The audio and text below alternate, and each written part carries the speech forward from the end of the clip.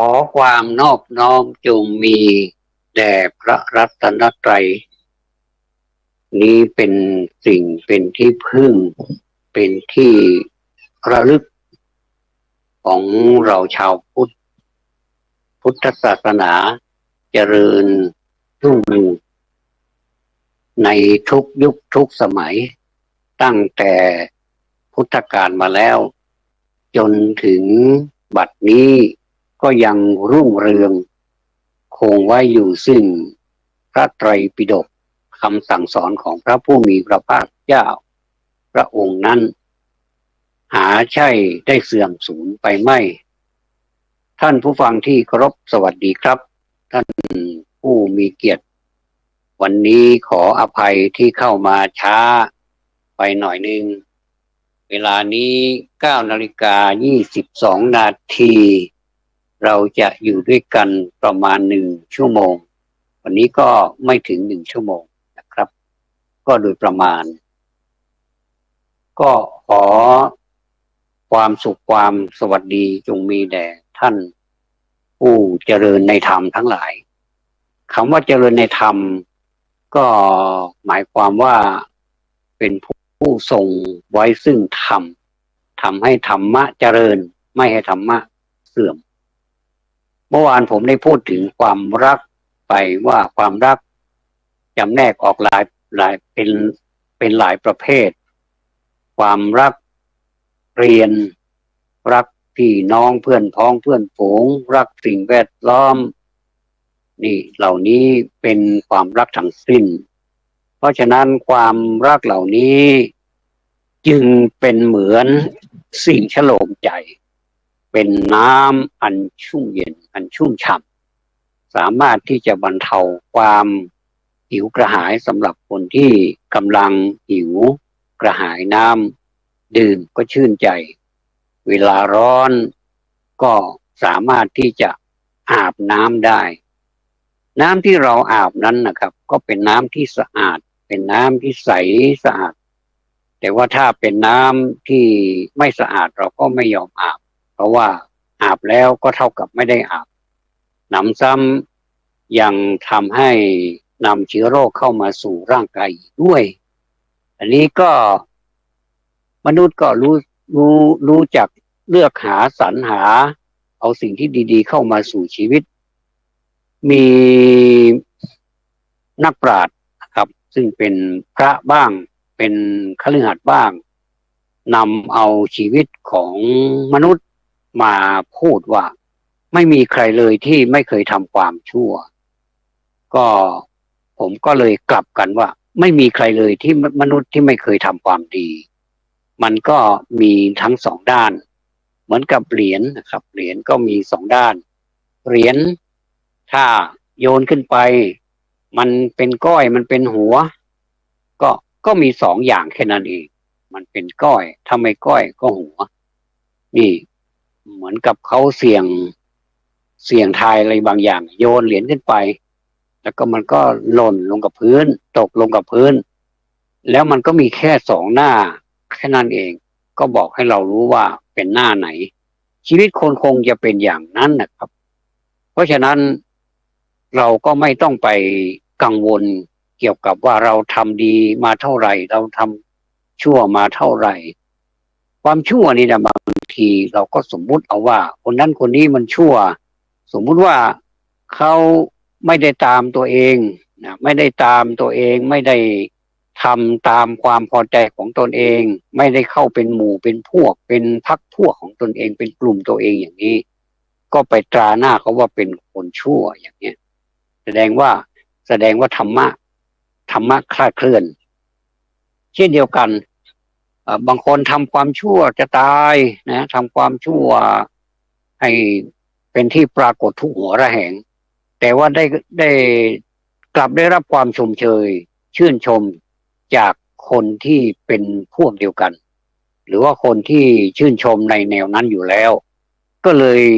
พากันสรรเสริญเป็นจำนวนมากอันนี้ก็ธรรมะคลาดเคลื่อนอีกแล้วเพราะฉะนั้นนะครับเราจะว่าใครดีใครชั่วเนี่ยมันก็เป็นไปตามกฎของมันจะไปประเมินว่าใครชั่ว รือว่าใครดีเขารู้ตัวเองดีทีนี้เมื่อวานนี้ผมพูดถึงความรักนี่ก็อดที่จะคิดไม่ได้ว่าความรักนี่เป็นความชั่วไหมก็เป็นความดีไหมเป็นทั้งสองอย่างนะครับถ้าเรารักดีมันก็ดีนะ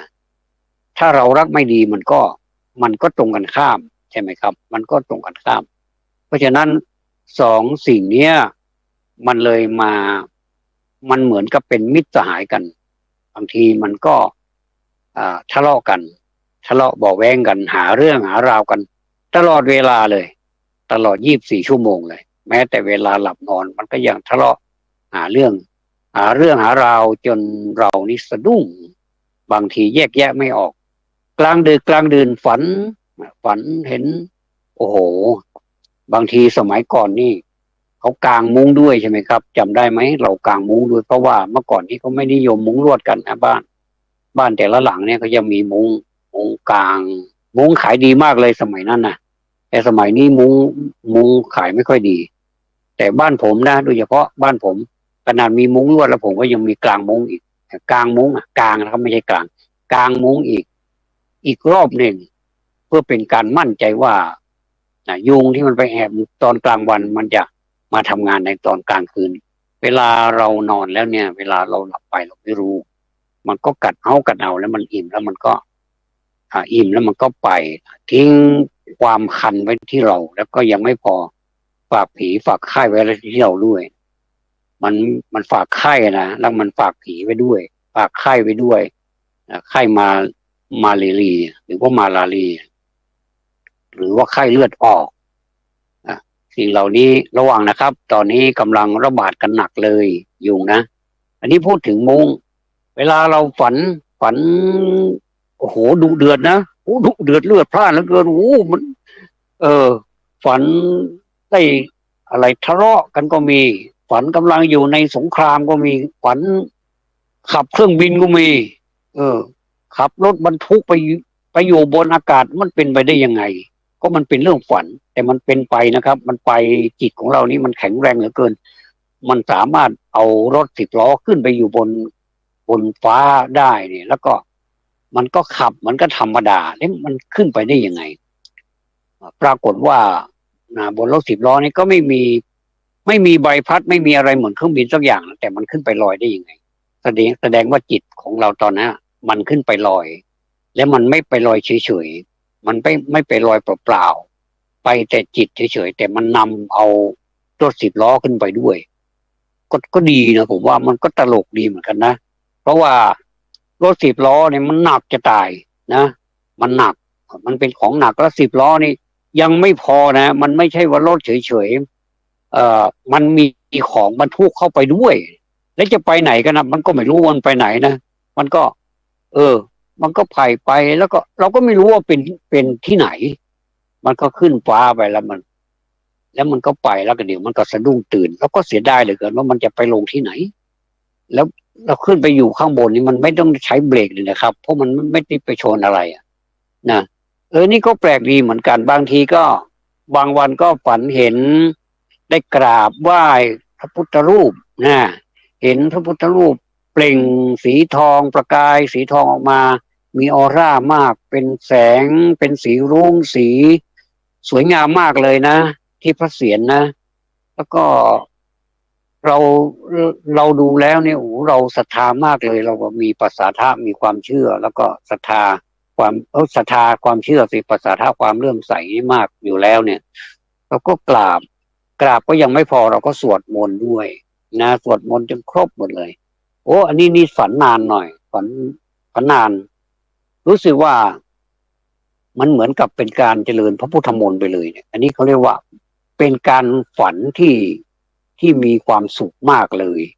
เพราะเป็นการฝันที่ไม่ดูเดือดอะไรก็เป็นแบบไปเรื่อยๆไปแบบละเอียดเป็นแบบละเอียดอ่อนประณีตเนี่ยนะครับเมื่อมันละเอียดอ่อนจิตใจของเราก็หัวใจก็ไม่ได้เต้นตุ๊บๆตับๆไม่สะดุ้งไม่สะเทือนไม่กระเซ็นหายไปไหนโอ้โหอันเนี้ยเขาเรียกว่า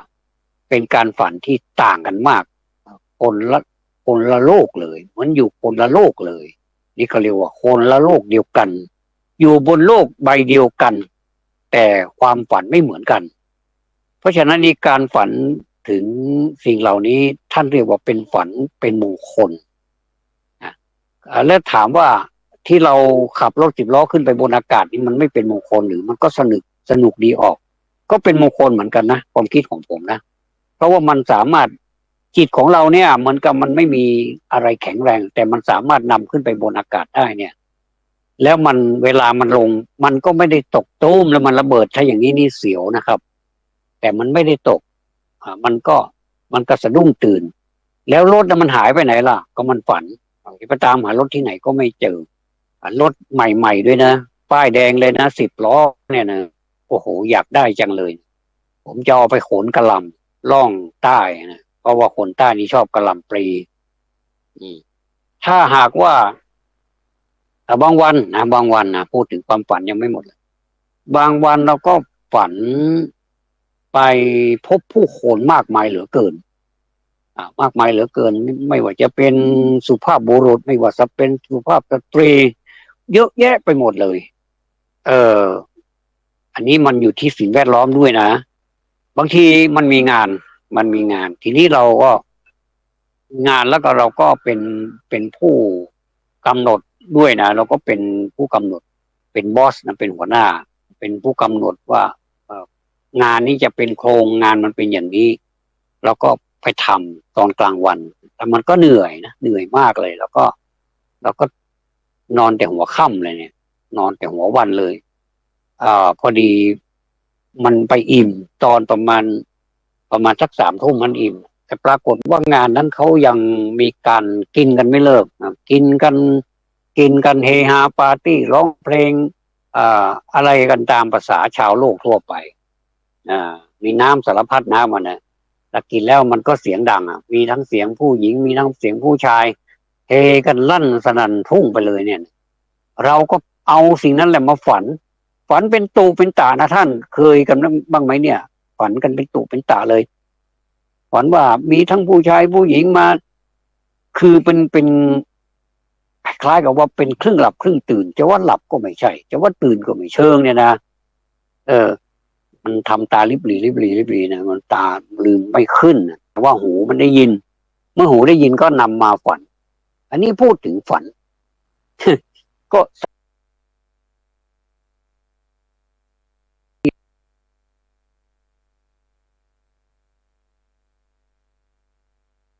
อย่างอันนี้ผมก็ถามตัวเองบ่อยๆนะเป็นคนดี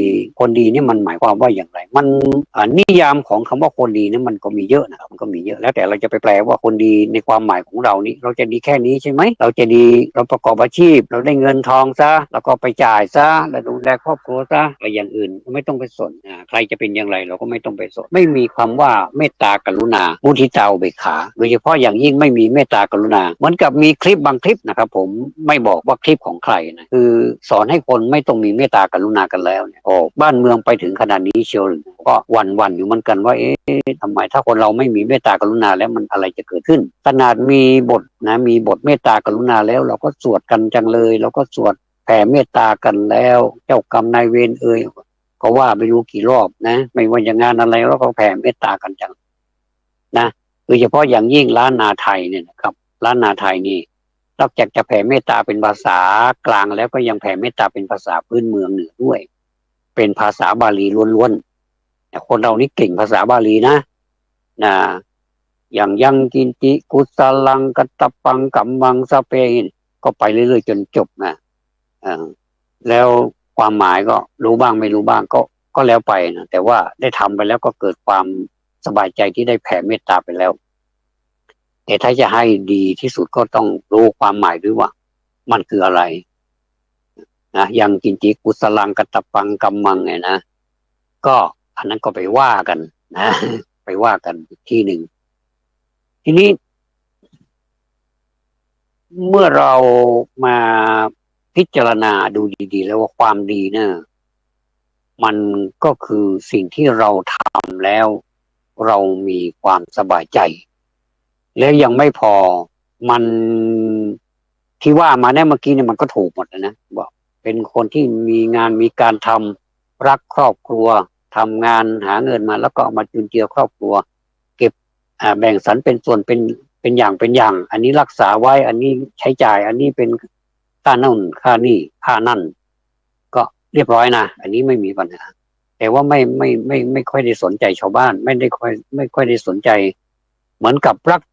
รักตัวเองอย่างเดียวนะแต่ไม่ได้รักเพื่อนพ้องไม่ได้รักสิ่งแวดล้อมไม่ได้รักคนอื่นเขาไม่ได้เห็นอกเห็นใจคนอื่นอย่างเนี้ย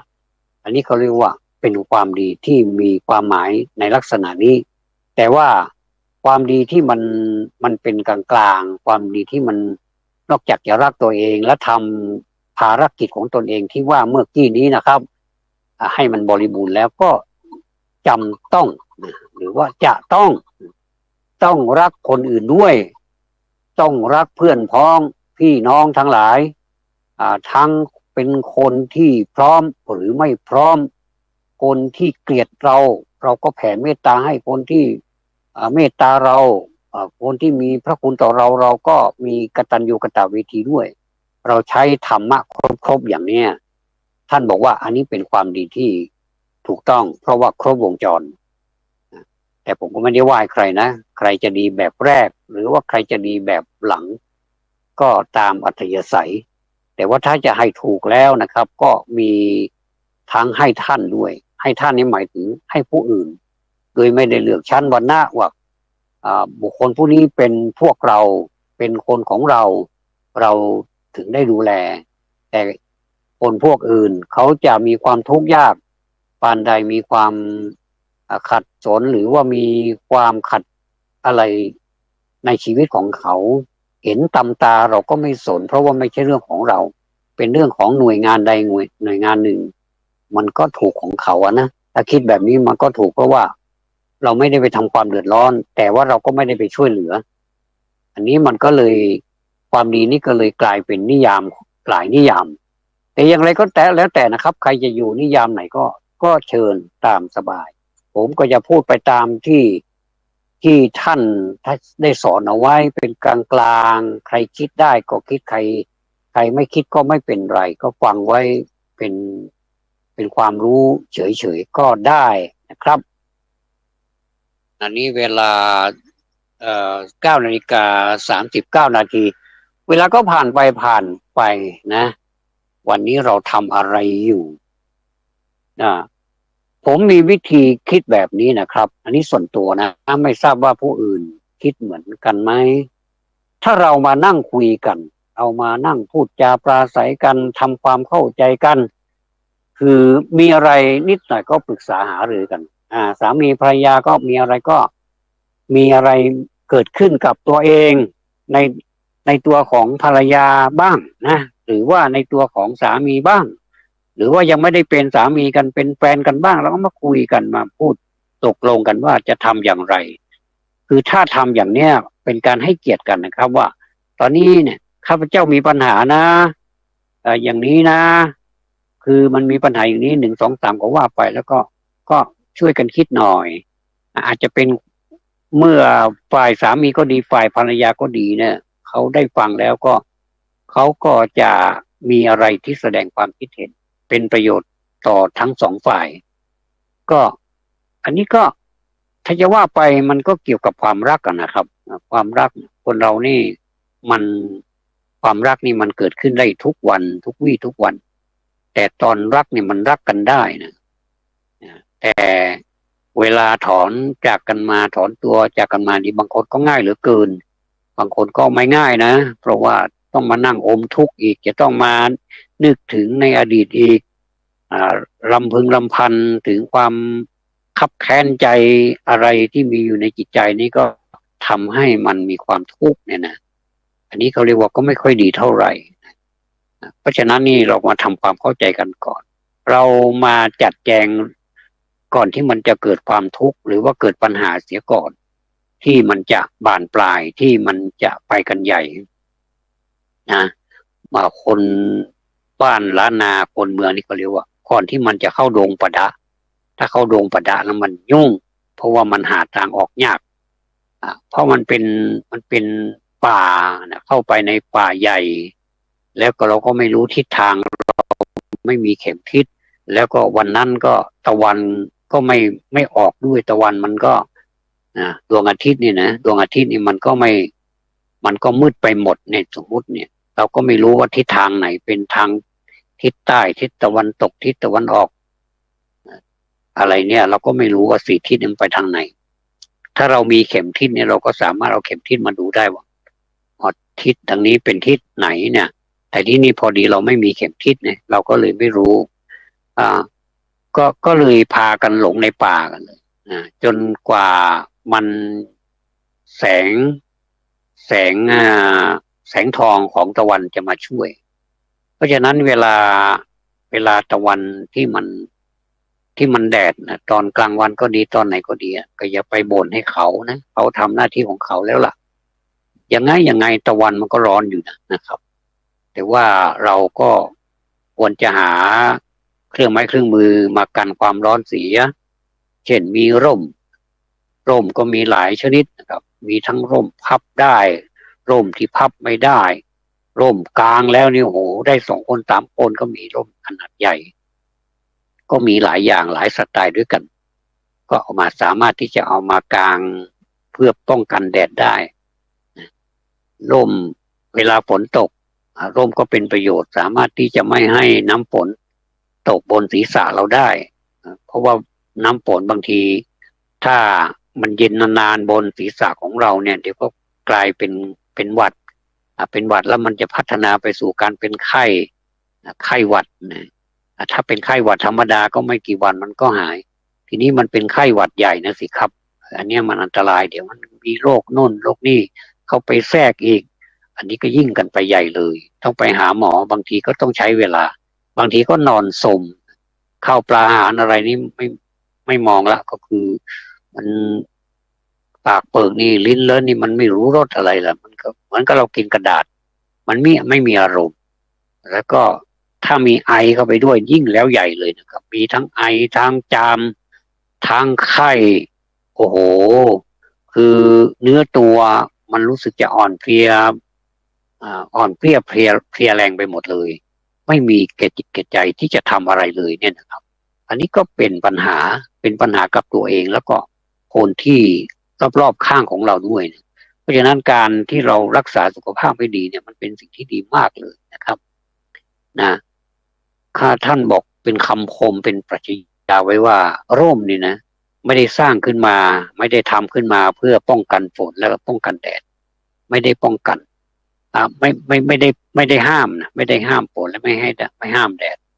แต่ว่าในเมื่อแดดมันออกร่มก็ทำหน้าที่ของร่มโดยที่ว่าเรากางร่มแต่ว่าและก็เวลาที่ฝนตกเราก็สามารถที่จะป้องกันฝนได้นะไม่ได้หมายความว่าถ้ามีร่มแล้วฝนจะไม่ตกถ้ามีร่มแล้วแดดจะไม่ออกไม่ใช่นะครับ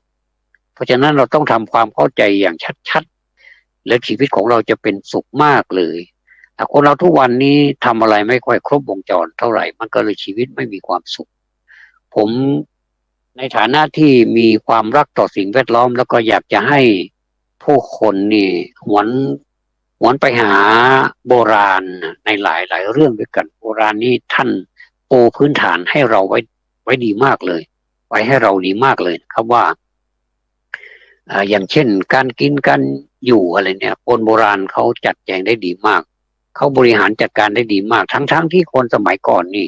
จบการศึกษาก็ไม่เท่าไหร่ขออภัยนะครับไม่ได้ดูถูกดูหมิ่น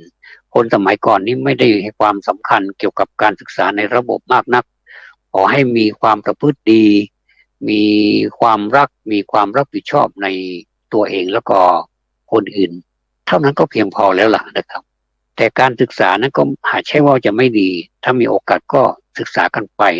อันนี้ถ้ามีโอกาสนะถ้าไม่มีโอกาสก็ขอให้ทำตัวดีๆมันก็ใช้ได้แล้วล่ะ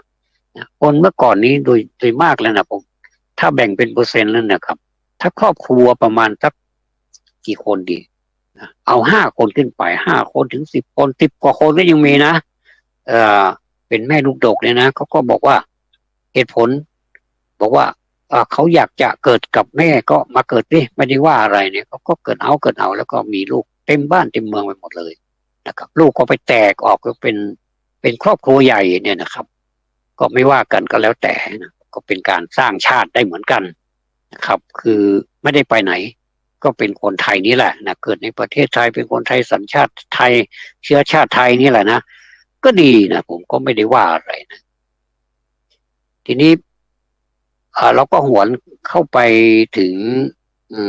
นึกถึงการกินนะการกินเนี่ยอย่างการนึ่งข้าวเหนียวเนี่ยครับเมื่อก่อนนี้เขานึ่งข้าวเนี่ยนะเราก็ผมก็พูดแล้วหลายหนเหมือนกันนี้ก็อดไม่ได้ที่จะพูดอีกนะครับเพราะว่าชีวิตของเรามันเกี่ยวกับปากกับท้องทุกวันคนไหนที่ไม่ได้รับประทานอาหารเนี่ยรู้สึกมันจะอ่อนเพลียแล้วมันจะรู้สึกหงุดหงิดรู้สึกจะระบบภายในร่างกายมันจะกระทบกระเทือนไปหมดเลยนะสมมุติว่าเราไม่ได้กินข้าวเช้าแล้วก็ไปนู่นเลยไปเที่ยงเลยไปกลางวันเลยเนี่ยรู้สึกว่ามันจะเกินไปมันทรมานตัวเองเกินไปนะทั้งที่เรานี่ก็เวลาปากนี่มันไม่หิวอะไรเลยนะแต่ว่าท้องเดี๋ยวมันจะได้เวลาทำงานแล้วมันไม่ได้ทำงานมันก็เลยประท้วงด้วยการหงุดหงิดมันก็ส่งผลบอกส่งข่าวขึ้นมาให้สมองก็สั่งงานบอกว่าเรายังไม่ได้กินข้าวเลยแต่เราก็ไม่ยอมกินกันถ้าอย่างนี้แสดงว่าเราฝืนธรรมชาติมันทำงานแล้วแต่เราไม่ยอมให้มันงานให้งานมันทำอย่างนี้ก็อันตรายทีนี้การที่เราจะกินข้าวขั้นให้อร่อยนี่มันต้องนิ่มๆถ้าเป็นข้าวเหนียวก็ดีข้าวหุงก็ดีเนี่ยมันต้องนิ่มๆนะครับไม่ใช่แข็งเหมือนกับ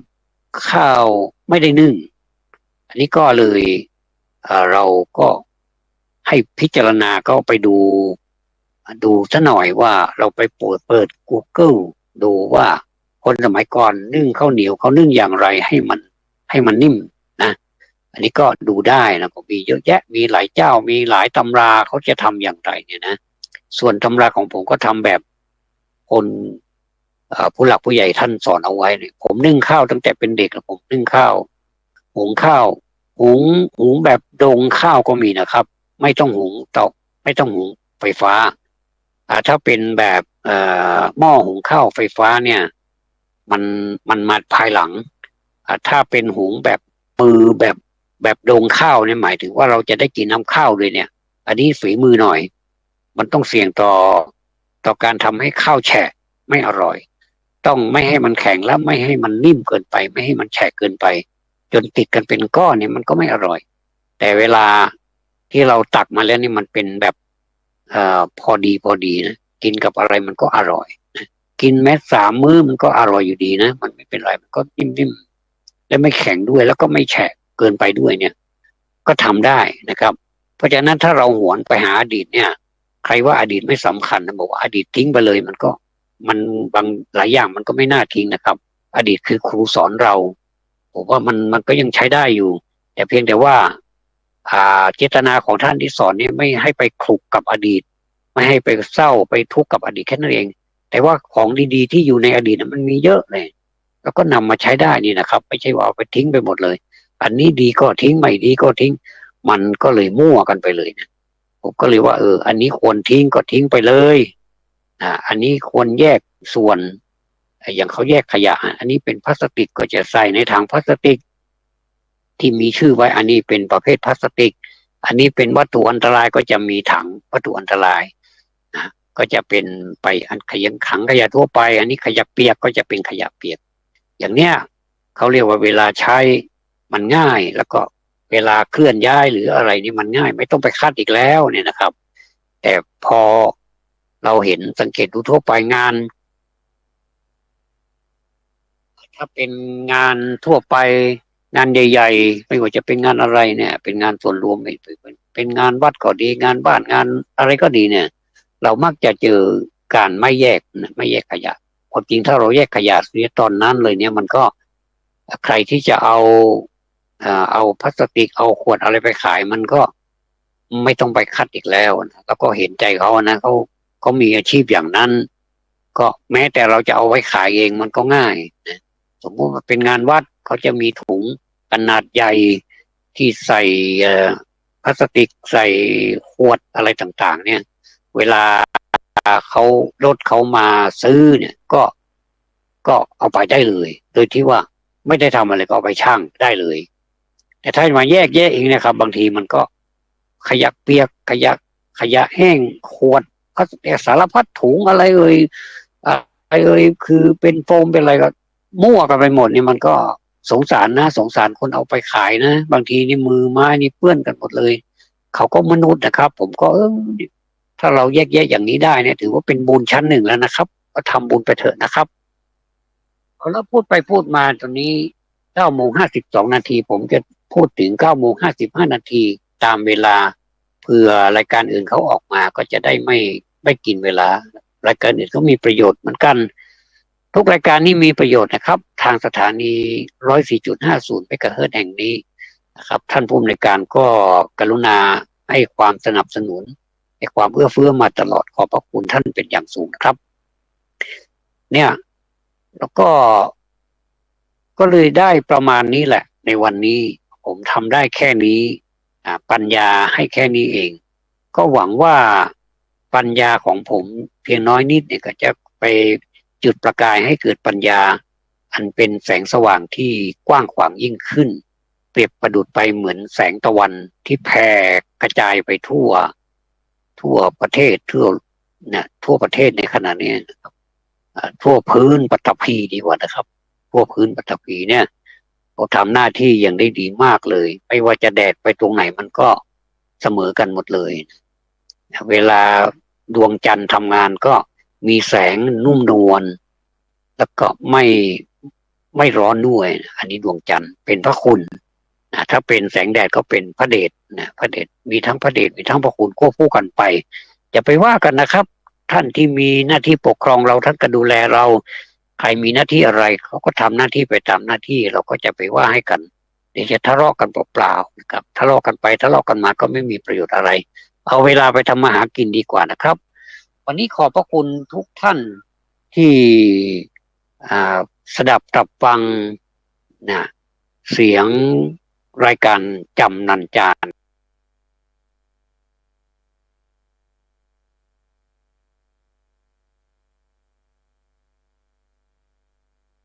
ในวันนี้ขอนำรายการ